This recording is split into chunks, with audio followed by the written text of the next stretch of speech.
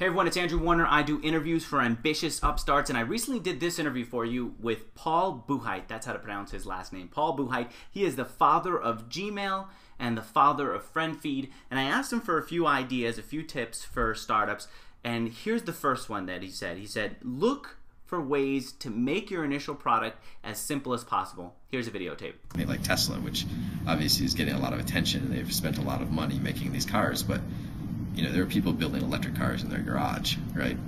So it's always possible to do some scaled back version of whatever you have in mind. All right, I'm going to actually just keep showing you quick clips to keep it fast. All right, the second thing is to look for lazy competitors in your space before you get into it. Here, watch this tape. Again, he's the father of Gmail. They were actively making their products worse, which I think was actually a really good indicator of an opportunity. When the established players, I think Yahoo decreased their quota from 6 megabytes to 4 megabytes because they were all trying to push you into their paid accounts. And just in general, I think people had a very low opinion of webmail because they thought it just couldn't be good.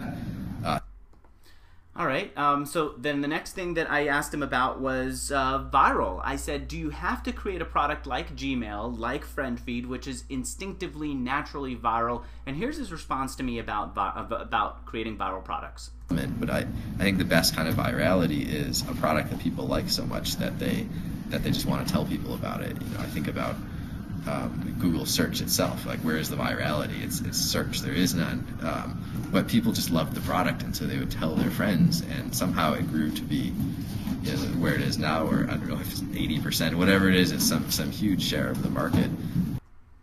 All right, so look for ways to make your product just naturally great, and that's what will make it viral, is his answer to that question. All right, I also kept asking him about goal setting. I mean, we as entrepreneurs, we keep wanting to know how we can get more out of ourselves. So I asked him, do you set goals? And I asked it pretty harshly. Look at his response here. I kind of have, I guess, a different approach, which is just that I'm usually just looking to see what things do I enjoy doing, and just try to figure out how to spend my time doing things that I enjoy. And so, you know, I like writing code, I like building products, I like making things that people like. And you know, I keep seeing this in my interviews, that entrepreneurs who are successful aren't so much setting goals anymore as finding what their passions are. And same is true for Paul. All right, finally, what's the last piece that I have here? Why did he leave Google? If he's going to start FriendFeed, why not start it within Google? Here's his answer to that question.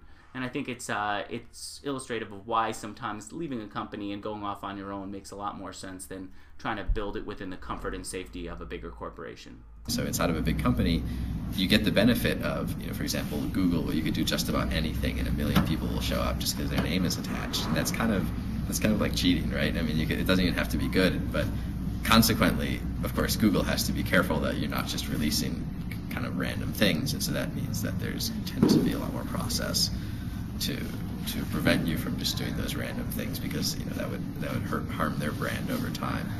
All right, and isn't that why we want to go off on our own, to just be able to blaze a trail and not have somebody looking over our shoulders and wonder what the dangers are for them, wonder what the dangers are for the company behind us. You want to go off as entrepreneurs, you want to create something, and you want to be able to do it without any without any panicky company behind you.